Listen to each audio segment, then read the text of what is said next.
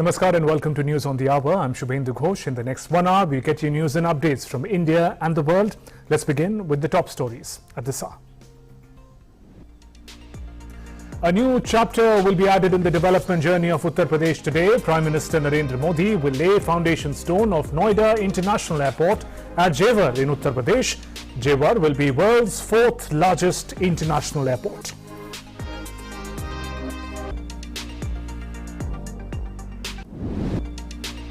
Indian Navy inducts INS Vela to strengthen country's maritime strategic power. This is the 4th submarine of Scorpion design, Cavalry class. Vela indigenously designed under Make in India.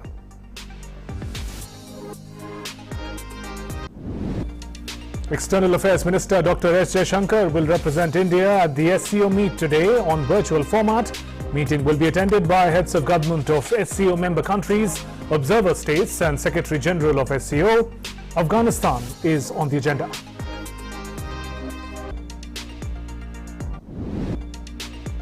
In some international updates, Sweden's first female Prime Minister Magdalena Andersson resigns less than 12 hours into the job.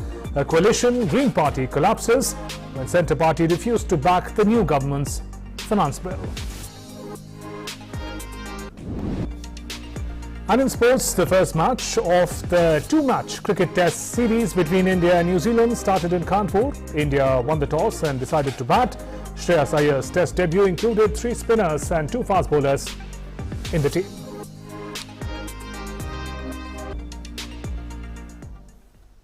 On to our top story. Uttar Pradesh is poised to become the only state in India to have 5 international airports, as Prime Minister Narendra Modi will lay the foundation stone of Noida International Airport in Jodhpur, Gautam Buddha Nagar, Uttar Pradesh today.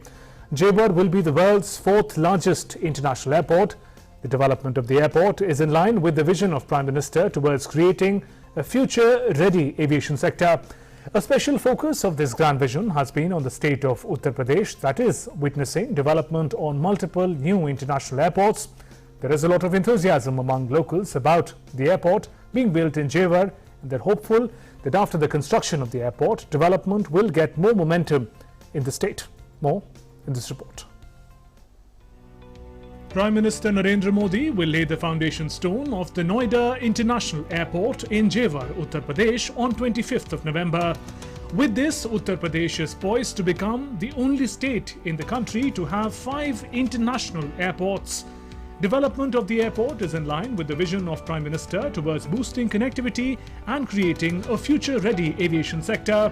Noida international airport के निर्माण के साथ इसमें लगभग 34 से लेकर 35,000 करोड़ रुपए का निवेश अकेले इस एयरपोर्ट पर होगा। 1 लाख से अधिक लोगों को नौकरी और रोजगार यहां पर उपलब्ध होंगे।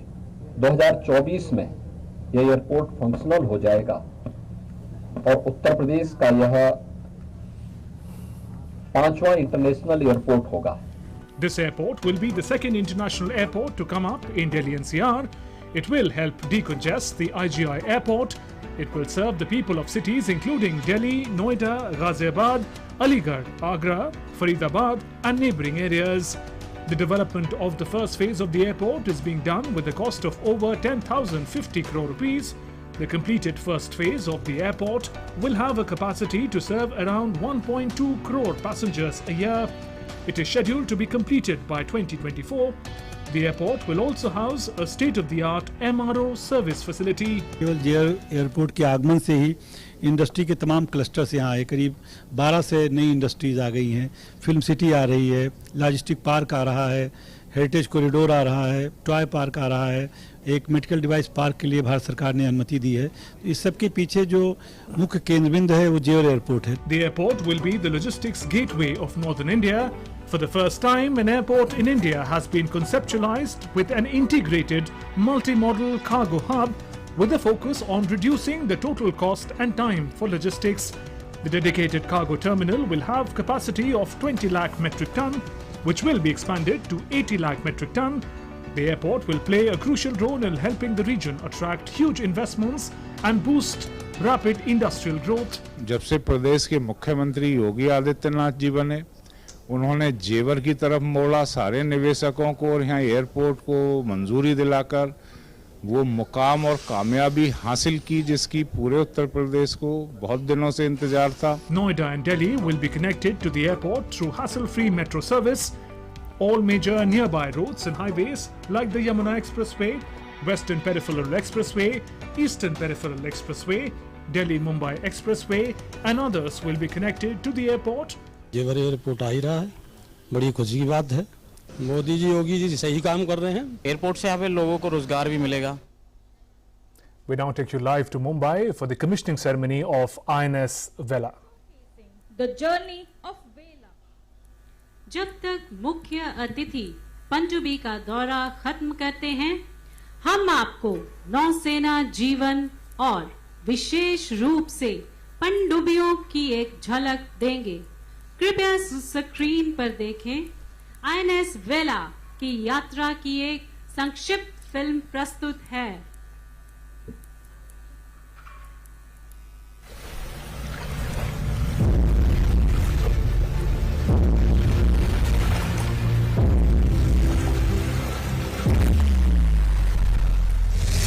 The Indian Navy's foray into the deep began in 1967. After that, there was no looking back.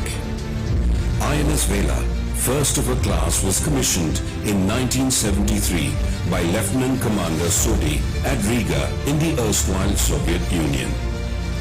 Decommissioned after 37 years of service, she was a legend. And the legend is back.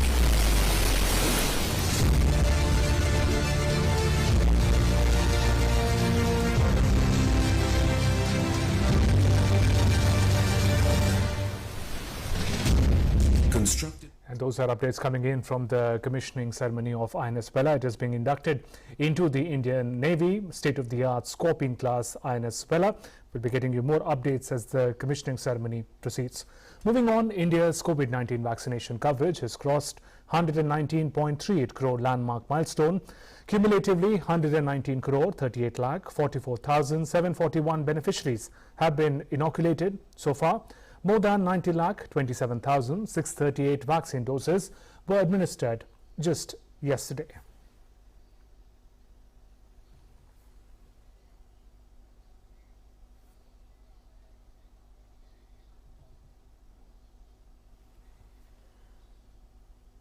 And we return to our top story about the foundation laying ceremony of Jodhpur Airport in Uttar Pradesh by Prime Minister Narendra Modi later today. My colleague Migrant is joining us with more updates. Migrant, take us through the manner in which the state-of-the-art airport is going to really transform the destiny of the region and the nation.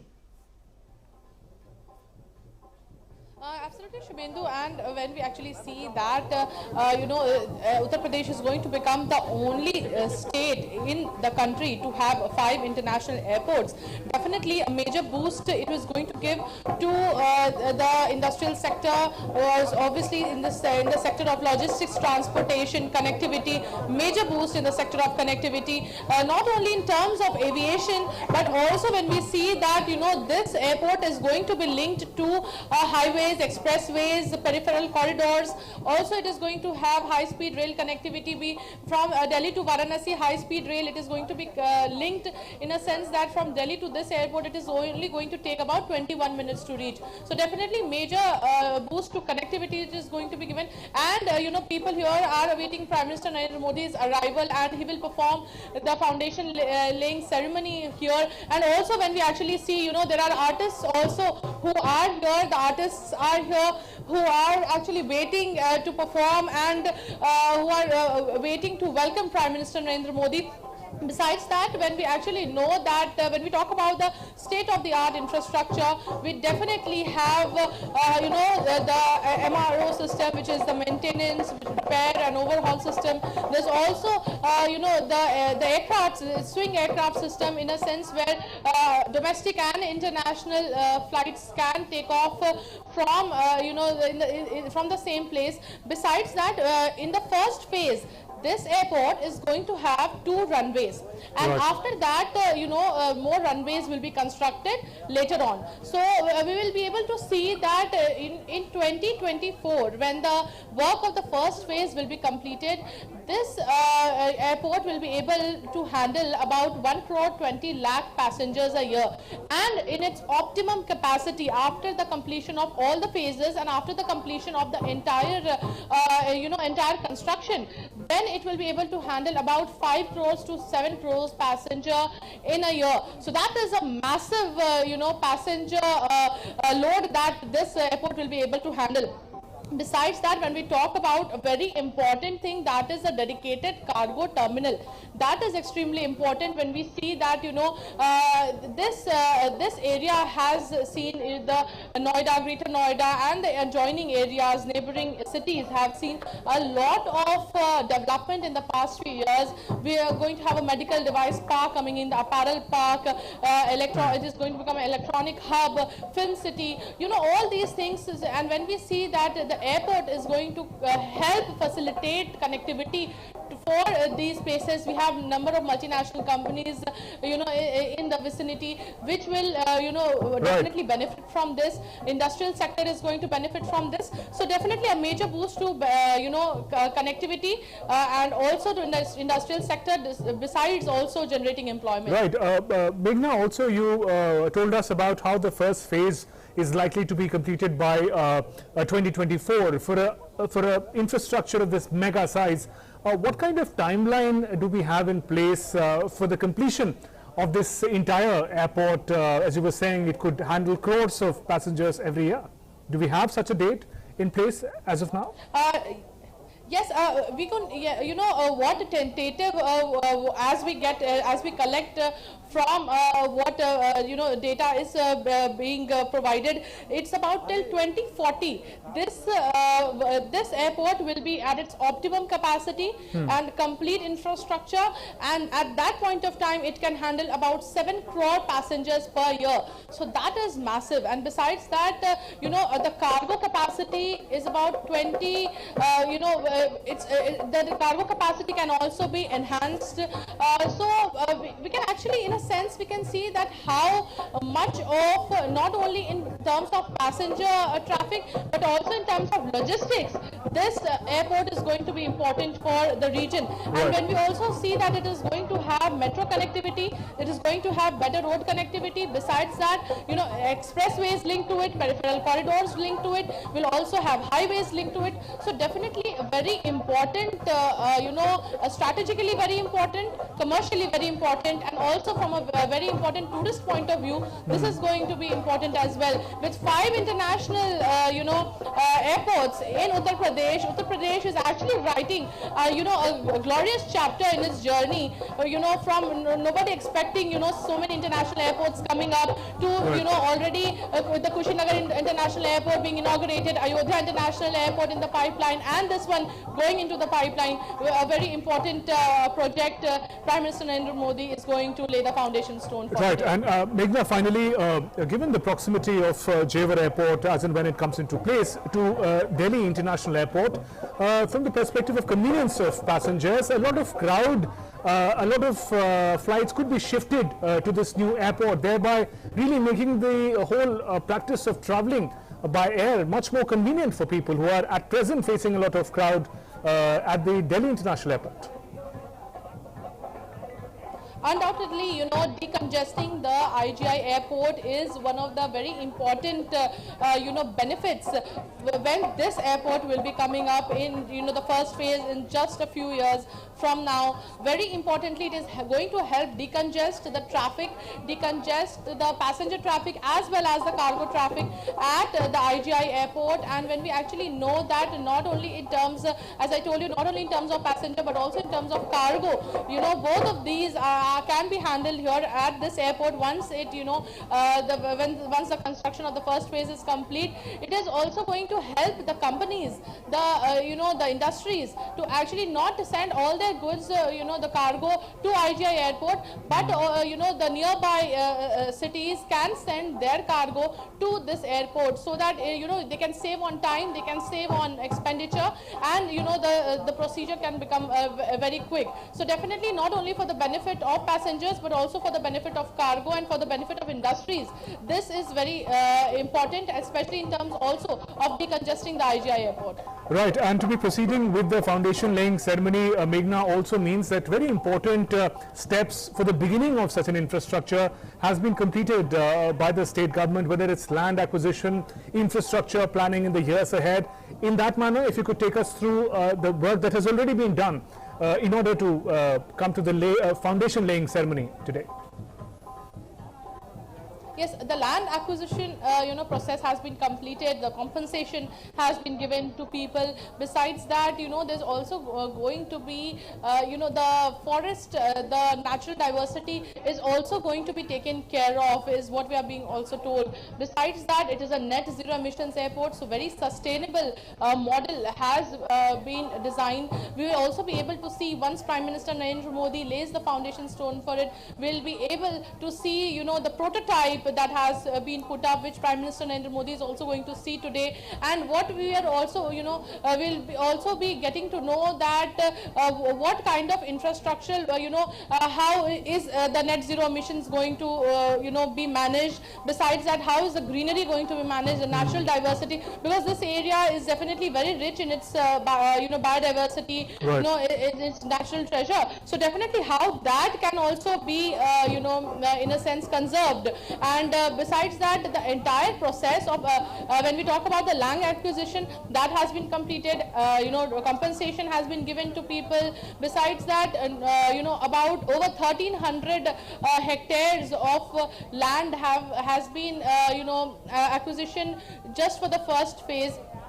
And about 10,500 crore rupees going to be spent on the first phase. So we'll definitely be seeing a huge state-of-the-art infrastructure in the next coming years, and with the government taking every step and making it a priority to focus on how to make this this very ambitious project a reality. We'll be definitely seeing its completion on time, and we'll also be seeing the overall growth of the region.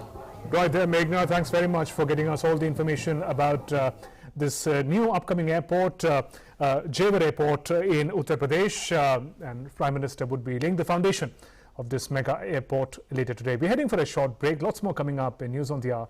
Stay with us.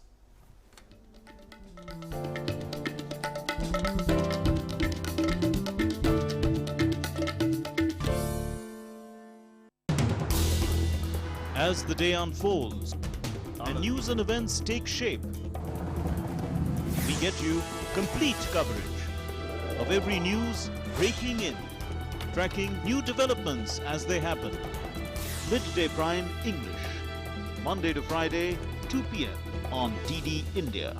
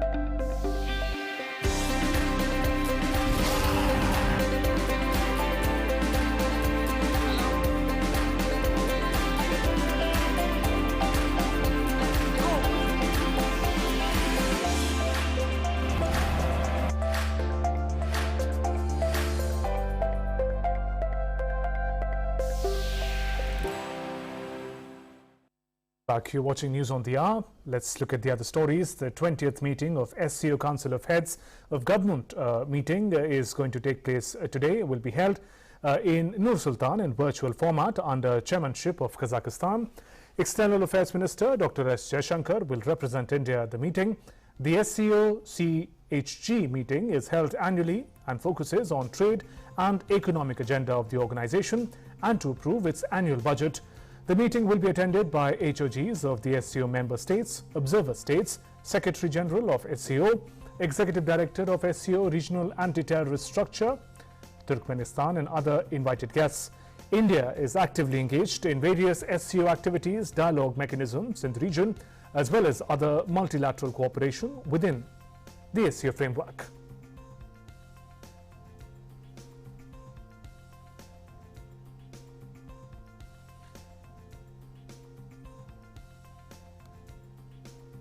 And Indian Navy inducts a new stealth submarine, INS Vela.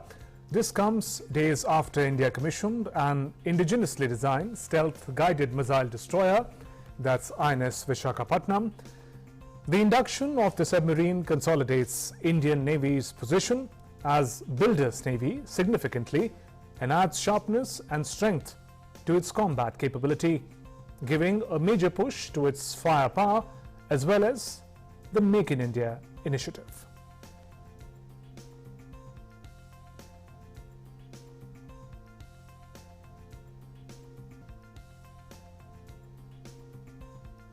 In its new incarnation, Vela is a potent platform with an ability to undertake the entire spectrum of submarine operations. And given today's dynamic and complex security situation, Vela's capabilities and firepower will play a crucial role in enhancing the Navy's ability to protect, promote and preserve India's maritime interests across the seascape of the Indian Ocean region, while acting as a clear deterrent to our adversaries. My colleague Shama Mishra is joining us from Mumbai with more updates on INS Vela. Shama, take us through how significant INS Vela is going to be for the Navy and how the commissioning ceremony went this morning. Yes, Shubhendu, we did see the commissioning ceremony being over, and now we are seeing that the photo opportunity with CNS is happening along with the crew of the INS Vela. Now, it's a proud moment, not just for the crew, not just for Indian Navy, but the entire nation, because we know for the fact that after the induction of INS Vela into the Indian Navy, we are going to get more powerful. We are going to get, enhanced, prowess, and we can say that India once again is not just updated but also all powerful, because 4 days earlier we saw that the commissioning ceremony of INS Visakhapatnam had taken place, the most potent warship that is built in India, and after 4 days we are seeing the commissioning ceremony of INS Vela. We are talking about the features of INS Vela, and we've already mentioned that what are the features, but the most important feature for the submarine is that the stealth feature should be there, and this particular submarine is most efficient in the stealth capacity. How? Because one, it doesn't make noise when it's under water or carrying out any operation. Two, whenever there's an enemy nearby and they make even the slightest of sound or noise, this submarine will catch it because of its enhanced sensor. So both sensor and weapons, this is way advanced. All the equipment have been put. Along with torpedoes, it can also fire anti-ship missiles that when the submarine is over on the surface. So underwater and on the surface, both operations it can carry. Apart from firing torpedoes and the anti-ship missiles, it can also do the intelligence gathering whenever there is a requirement of gathering any information and chalking out the plan. It can do that. Apart from that, it can also lay mines. So mine laying, intelligence gathering, firing of torpedoes and missiles. This submarine can do everything, whatever you say. And apart from this, when we are talking about the power and the build and everything, we are also about to talk about self-reliance and how Make in India is an important initiative. And this particular submarine, this particular project is is a reiteration of that commitment. When we are talking about the Project 75, now we are seeing that this fourth submarine of this particular project, Calvary, has been commissioned, and now 2 more to go. So the next one is Vagir, which has been launched, and it is going undergoing sea and harbour trials. Apart from that, we are also seeing Vakshir, which is still in the fitting mode, and the launch will happen soon. So 2 more submarines from the Project 75. Apart from that, even the Project B, Project 15B, Project 15A, and Project 15. So the warships from these projects are also to be delivered to Indian Navy, and in all, almost 39 to 40 submarines and ships have been, ordered by the Indian Navy, and they are there at various steps of fittings, launches, and we could say construction. So Indian Navy is going to get more powerful, all powerful, especially because we need that, and the times are changing. And the most important place, the Indian region. So there are countries which are trying to enhance their presence over there with their enhanced men and machine. India definitely needs to be also at that place, and that is how we are going to not just tell people that we are there, but just make our presence felt, make our presence stronger in the Indian Ocean region. Right there, Sharma. Thanks very much for joining us with those inputs from Mumbai. Important day for the Indian Navy. Step up as it commissions INS Vela into its fold. Moving on, some pandemic-related news. India's COVID-19 vaccination coverage has crossed 119.38 crore landmark milestone. Cumulatively, 119 crore 38 lakh 44,741 beneficiaries have been inoculated so far. More than 90 lakh 27,638 vaccine doses were administered yesterday. More than 132 crore vaccine doses have been provided to states and union territories so far by the central government. Over 22.72 crore balance in unutilized COVID vaccine doses are still available with the states and union territories to be administered. And India continues to witness improvement in COVID condition. The recovery of 10,264 patients in the last 24 hours has increased the cumulative tally of recovered patients to 3 crore 39 lakh 67,962. Consequently, India's recovery rate stands at 98.33%, which is highest since March of 2020. Sustained and collaborative efforts by the centre and states, union territories continue the trend of less than 50,000 daily new cases that is being reported for over 150 consecutive days now. 9,119 new cases were reported in the last 24 hours. The active caseload presently stands at 1,09,940, which is the lowest in 539 days. Active cases account for less than 1% of the total cases and presently constitutes about 0.32% of the nation's total positive cases. Active cases are lowest since March of 2020, that's last year. The testing capacity across the country also is expanding. India has so far conducted over 63.59 crore cumulative tests, while testing capacity has been enhanced across the country. Weekly positivity rate at 0.90%, is less than 2% for the last 62 days. The daily positivity rate reported to be 0.79%, that's less than 2% for the last 52 days. The BJP National President today offered prayers at Sri Mahalakshmi Temple in Panaji, Goa. BJP State President Sadanand Sheth Tanwade, Panaji MLA Antonisio Monserrate and large number of party workers were present on the occasion. Nadda would be addressing public meetings at Satari and Bekholim in north of Goa later in the day.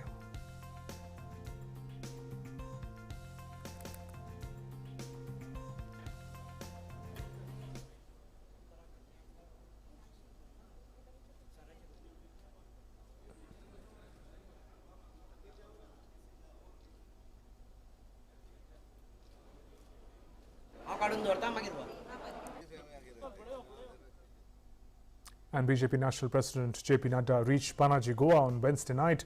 After reaching Goa, he addressed the medical professionals in Panaji He lauded their efforts and sacrifices during India's fight against the pandemic and thanked them for their selfless service.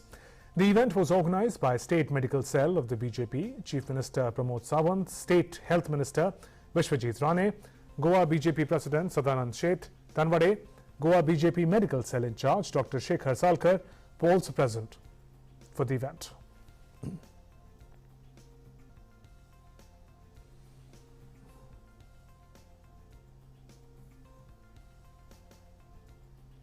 Prime Minister Narendra Modi chaired the meeting of 39th edition of Pragati, the ICT-based multimodal platform for proactive governance and timely implementation involving centre and state governments.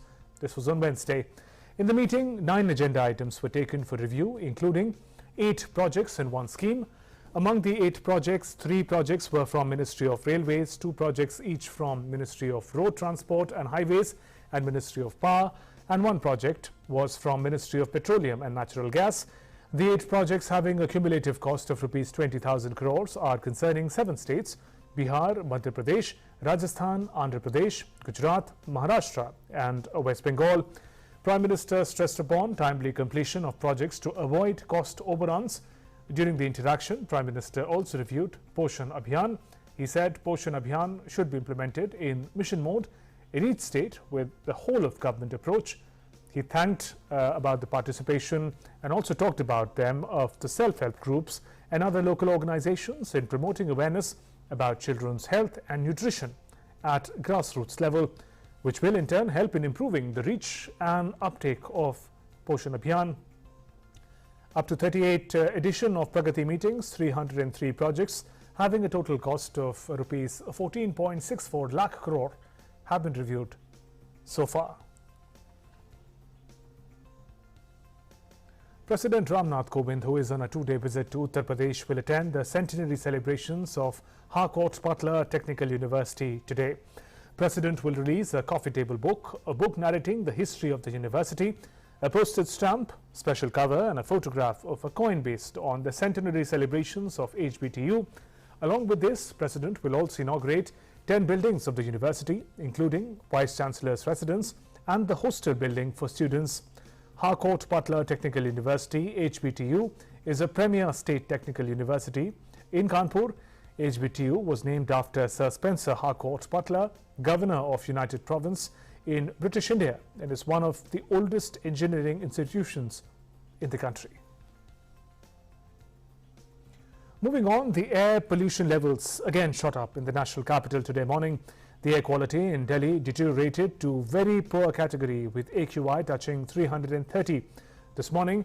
According to the latest estimates updated by the System of Air Quality and Weather Forecasting and Research, PM10 remains the lead pollutant. Local surface winds are relatively low for the next 3 days. That reduces dispersion of pollutants, leading to deterioration of air quality. But air quality is likely to be in higher end of very poor category for the next couple of days. On Saturday, local surface winds are likely to increase, resulting in the improvement of air quality, but expected to be within very poor category still. The pollution levels in National Capital Region also remained in very poor category, with Gurugram recording AQI of 276 and Noida recording 349 AQI this morning. Let's now take a look at the updates on the COVID front from across the world. COVID-19 cases have soared in different parts of the world. The virus has so far infected more than 25 crore 97 lakh people, while the number of recoveries has crossed 23 crore 48 lakh globally. COVID-19 has claimed over 51 lakh 92,000 lives worldwide. US has been the worst hit country in the world since the beginning of the pandemic. United States has over 4 crore 89 lakh cases and fatalities, standing above 7 lakh 98,000. In the past few weeks, a massive surge in COVID-19 cases are being seen in Europe as well. United Kingdom has registered the highest number of cases in the continent. Virus has infected over 99.74 lakh people. France is also battling a surge in cases with over 74.83 lakh cases. More than 55.46 lakh people have been affected in Germany. Meanwhile, over 49.54 lakh COVID cases have been reported in Italy. Russian President Vladimir Putin participated in trials of a nasal form of vaccine against COVID-19. Putin was revaccinated against the coronavirus on Sunday with Russia's Sputnik Light shot. Russia's flagship vaccine investor said that nasal form of vaccine would be sold to other countries from next year. Research has been going on in countries around the world to develop nasal sprays to help prevent and treat COVID, particularly given that the lining of the nose has been identified as a key entry point of the virus. The original version of Sputnik vaccine, comprising 2 injections, has not yet been approved by World Health Organization and European Medicines Agency. Until that happens, nasal form, which is still being tested in Russia, would likely face similar regulatory headwinds. And New Zealand will keep its borders closed to most international travellers for a further 5 months. The government, however, has outlined a cautious easing of border curbs that have been in place since COVID-19 hit March of 2020. Fully vaccinated international travellers will be allowed to enter the country from April 30th next year onwards. With the reopening staged over time, fully vaccinated New Zealanders and residence visa holders in neighbouring Australia can travel to New Zealand from January 16th, while vaccinated New Zealanders and residence visa holders, most from other countries, will be allowed in from February 13th. Travellers will no longer be required to stay at state quarantine facilities, but other measures will be put in place, including a negative pre-departure test, proof of being fully vaccinated, and a COVID-19 test on arrival. South Korea reported a new daily record of over 4,100 new coronavirus cases as the country battles to contain a spike in serious cases requiring hospitalization. At least 69% of hospital ICU beds were filled up nationwide and 83% in capital Seoul and neighboring areas alone. On Tuesday, South Korea was one of the first countries, in fact, to record novel coronavirus cases after it emerged in China in late 2019. It has since had 4,25,065 infections with 3,363 casualties. Meanwhile, Europe is once again epicenter of the COVID-19 pandemic amid false sense of security over protection offered by vaccine. Now, this was stated by World Health Organization chief, warning that the virus would keep spreading intensely as societies return to the social mixing and mobility of a pre-pandemic period in the run-up to year-end holidays. Last week, more than 60% of all reported cases and casualties from COVID-19 globally were in Europe. WHO chief asserted that vaccination, wearing masks, social distancing remains key to halting transmission of the virus. Last week, more than 60% of all reported cases and deaths from COVID-19 globally were once again in Europe. The sheer number of cases is translating to unsustainable pressure on health systems and exhausted health workers. In many countries and communities, we're concerned about a false sense of security that vaccines have ended the pandemic and that people who are vaccinated do not need to take any other precautions. While Europe is again the epicenter of the pandemic, no country or region is out of the woods.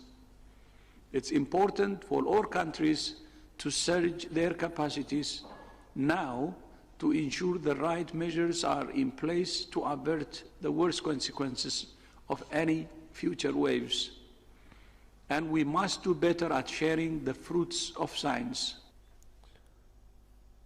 And France will announce new COVID-19 containment measures today as infection rates surge nationwide, but does not plan a new lockdown like some other European Union countries. Meanwhile, strict policing is being undertaken as health passes are being strictly checked in restaurants as the COVID-19 infection rates surge.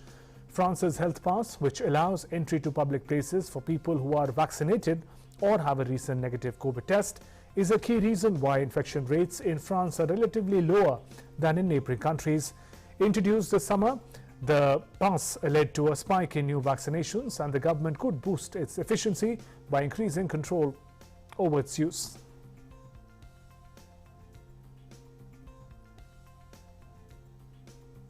On to some updates from Germany, where restrictions are becoming more stringent as the country is battling to fight off a fourth wave of coronavirus.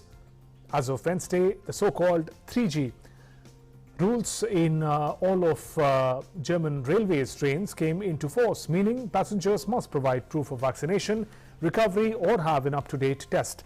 Random checks are being carried out across much of the country in cafes, public transport and Christmas markets, among other places. Germany registered 66,884 new coronavirus infections and 335 more casualties due to the virus, bringing the total number of deaths close to 100,000. On Wednesday, the Health Ministry has put together a proposal to make it compulsory for workers in nursing homes and clinics to be vaccinated from January 1st next year. And schools in Netherlands are closing again rapidly after soaring infection rates among children leave many classrooms empty. COVID-19 cases among children under 9 reached a peak since the start of Netherlands' pandemic of 120 per 100,000 inhabitants last week, before beginning to fall again. According to the country's biggest teaching union, AOB, 2/3 of primary schools in the country have classes working from home more than once a week.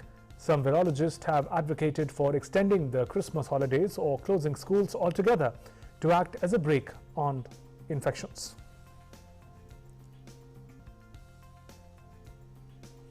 The European Centre for Disease Prevention and Control has said that COVID-19 vaccine boosters should be considered for all adults, with priority for those above 40 years of age.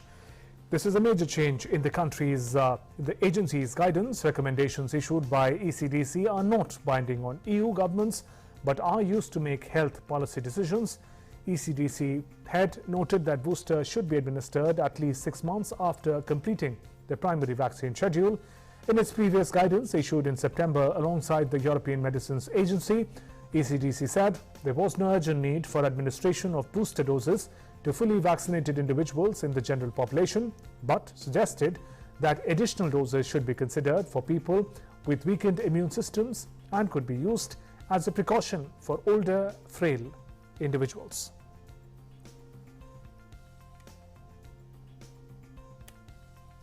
In Spain, a slight but steady rise in COVID-19 cases was registered during last month, and it might encourage elderly Spaniards to receive a booster ahead of Christmas.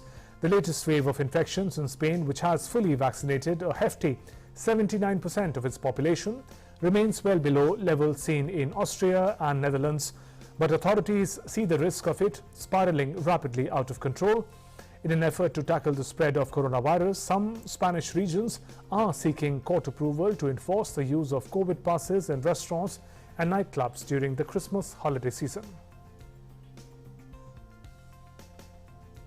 On to Sweden. Sweden will begin gradually rolling out COVID-19 vaccine booster shots to all adults following a surge in cases elsewhere in Europe. An exact timetable of the rollout, however, was not presented.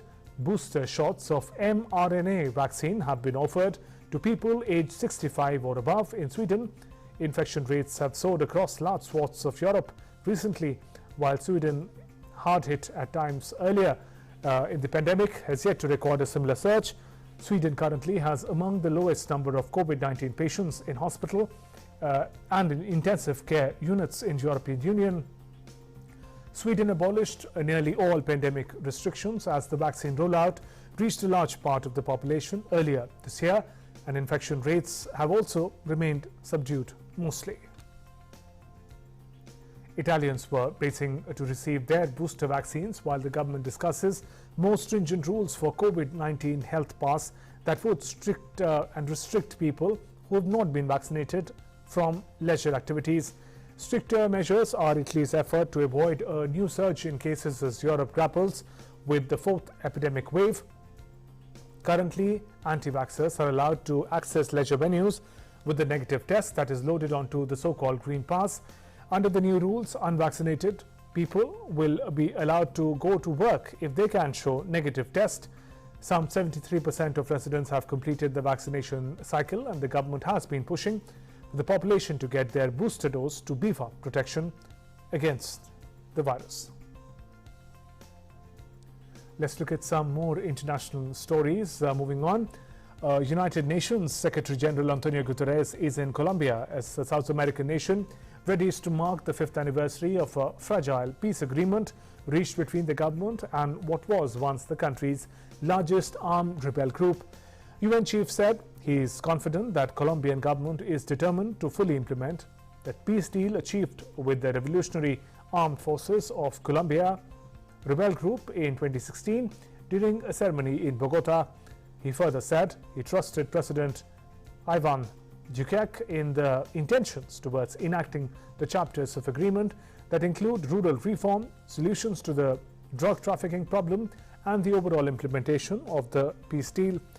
The Revolutionary Armed Forces of Colombia, also known as FARC, signed a peace deal with the government in 2016, resulting in the demobilization of some 13,000 members, including 7,000 combatants. The agreement under FARC's role in the Andean country, long-running internal conflict which has left millions displaced and more than 260,000 people dead. Mi da confianza la determinazione espressa del señor presidente de que se debe implementar en su totalidad las disposiciones de seguridad del acuerdo, al igual que todos los capítulos sobre reforma rural, solución al problema. And at least 31 migrants bound for Britain died on Wednesday when their boat sank in the English Channel, travelling from France to Britain in the worst disaster on record involving migrants in waters separating the two countries. The tragedy is called the biggest tragedy involving migrants on the dangerous crossing to date. A joint French-British search operation was still underway late on Wednesday. 34 people were believed to have been on the boat. The English Channel is one of the world's busiest shipping lanes and the currents are quite strong. Overloaded dinghies are often barely able to stay afloat and are at the mercy of waves as they try to reach the British shores. The casualties include 5 women and 1 girl, while French police have prevented more crossings than in previous years. Reacting on the incident, British Prime Minister Boris Johnson expressed shock. He said he was appalled by the deaths of the migrants. I just want to say that I'm shocked and appalled and deeply saddened by the loss of life at sea in the Channel. I think that the details are still coming in, but more than 20 people have lost their lives, as you know. And my thoughts and sympathies are first of all with the victims and their families, and it's an appalling thing that they have suffered. But I also want to say that this disaster underscores how dangerous it is to cross the Channel in this way. And Sudan's newly reinstated Prime Minister Abdullah Hamdok has ordered a halt to firing of civil servants and a review of all appointments made after his detention in last month's military coup. Hamdok said that appointments and dismissals were made since a military takeover in Sudan last month will be reviewed and political detainees will be freed over the next couple of days. After seizing power on October 25th, Sudan's military rulers drew on veteran ex-officials of toppled leader Omar al-Bashir regime for important positions in the state bureaucracy. And Sweden's first female Prime Minister, Social Democrat Magdalena Andersson, has resigned less than 12 hours into the job when her coalition collapsed, plunging the country into further political uncertainty.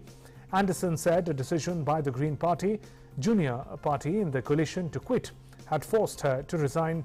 She added that she had told the Speaker of Parliament she hoped to be appointed Prime Minister again as the head of a single-party government.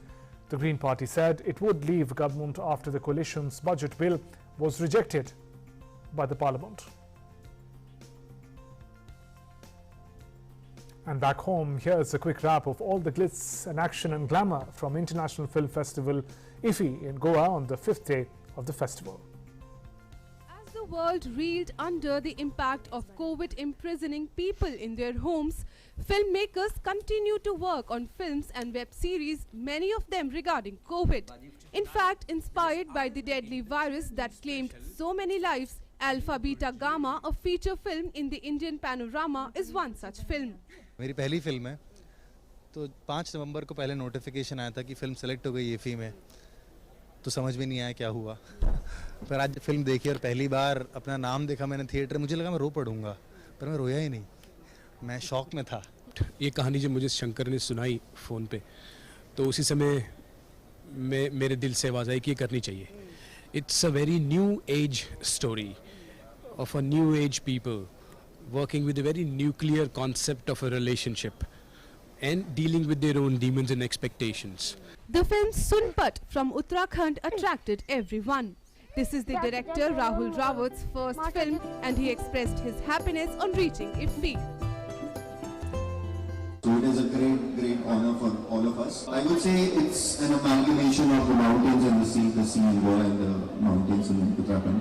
So we would urge people to come in and watch it. The film Sunny in Malayalam also received a red carpet screening. Sunny basically is a film which was born because of COVID and whatnot. So I don't know whether I should thank Sunny for that. The idea of the film was born on the day our Prime Minister announced the first lockdown for 3 weeks in March last year. So that night, I always wanted to make a single character film, and that was a time when the entire world was in quarantine with anyone, and I thought there could not be a better subject than solitude. So that is how it started. IFFI continues with master classes offering in-depth knowledge and insights into the art of filmmaking. Veterans Randhir Kapoor and director Rahul Raval shared their experiences with everyone in the master classes on day 5. Rukma Datta in Goa for DD India.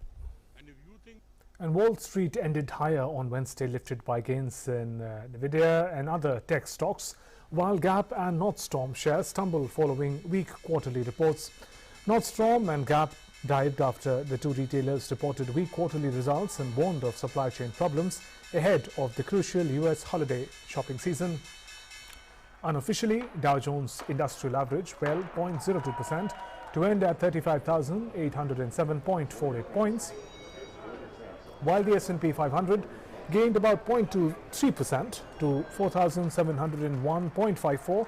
Nasdaq Composite climbed 0.44% to 15,845.23.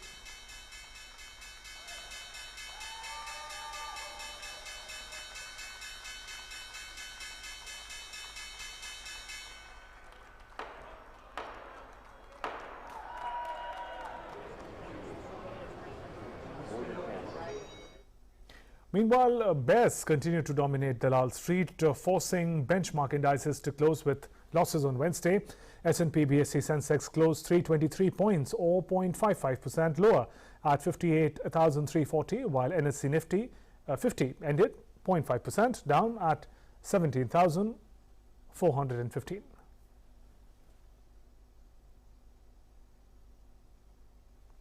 And domestic markets started Thursday's session flat. Bank Nifty was down in the red.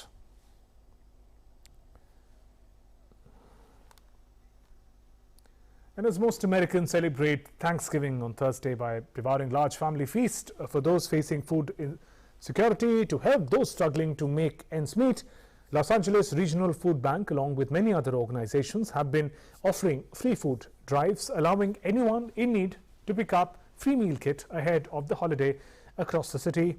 Thanksgiving dates to the early 17th century when pilgrims from Europe and Native Americans gathered to share the autumn bounty, a celebration of goodwill before the genocide that was to come.